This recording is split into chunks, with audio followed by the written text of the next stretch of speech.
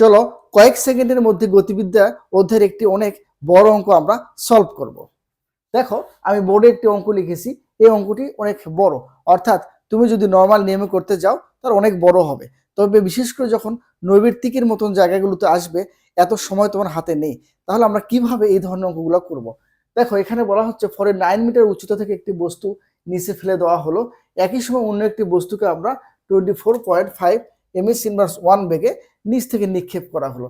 বলা হচ্ছে বস্তু দুটি কখন এবং কোথায় মিলিত হবে।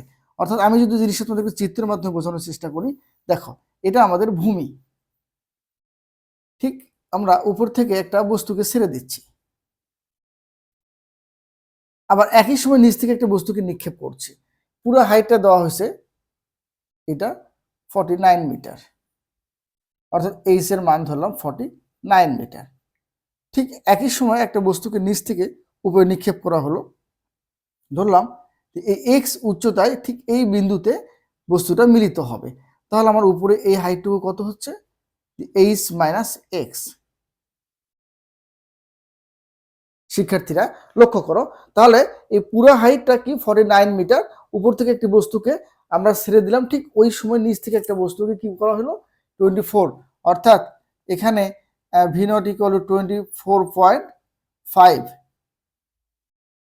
এই বেগে নিচ থেকে উপরে নিক্ষেপ করলাম। এখন মনে করলাম ঠিক এই বিন্দুতে সেই বস্তুটা মিলিত হলো। এখন এই মিলিত হওয়ার সময় কত, তাহলে আমরা মিলিত হওয়ার সময়টা খুব সহজে বের করতে পারবো। টি ইকুয়াল টু এইচ ভাগ ভি নট, অর্থাৎ এখানে 49 আর 24.5 আমরা যদি হিসেব করি তাহলে যেটা আসবে, অর্থাৎ এত সেকেন্ড পরে এটা মিলিত হবে।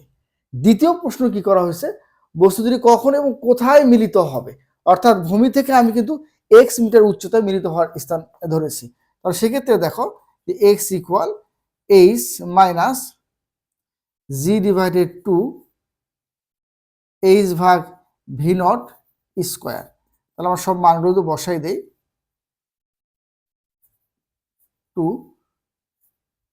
এইচ এর মান ছিল কত 49 আর এটার মান ছিল 24.5, সব বসাই দিয়ে তোমরা ক্যালকুলেটরে হিসেব করো, তাহলে মানটা আসবে তোমাদের 29.4 মিটার, আর এটি প্রায় 2 সেকেন্ডের মতন হয়তো আসবে। অর্থাৎ তাহলে আমরা কি পাইলাম, দেখো খুব অল্প সময়ের সময় এবং উচ্চতা বের করতে পারলাম আমরা। যদিও তোমাদেরকে বোঝানোর জন্য একটু বেশি সময় ধরে আমি ব্যাখ্যা করলাম, তো তোমরা যখন এটি এক্সপার্ট হবা তাহলে মাত্র দেখা যাবে বেশ কয়েক সেকেন্ডের মধ্যে তোমরা অঙ্কটা করতে পারবে। তাহলে এই যেহেতু অঙ্ক যখন উপর থেকে একটা বস্তু ছেড়ে দিব, নিচ থেকে একটা বস্তু নিক্ষেপ করবো, যদি বলা থাকে কখন এবং কত উচ্চতায় মিলিত হবে, তখন তোমরা এইভাবে শর্টকাট যে সূত্র শিখালাম সেই সূত্রের মধ্যে বসাই দিবা, খুব সহজে তোমরা মান পেয়ে যাবে। আশা করি সবাই তোমরা বুঝতে পেরেছো। সবাইকে ধন্যবাদ।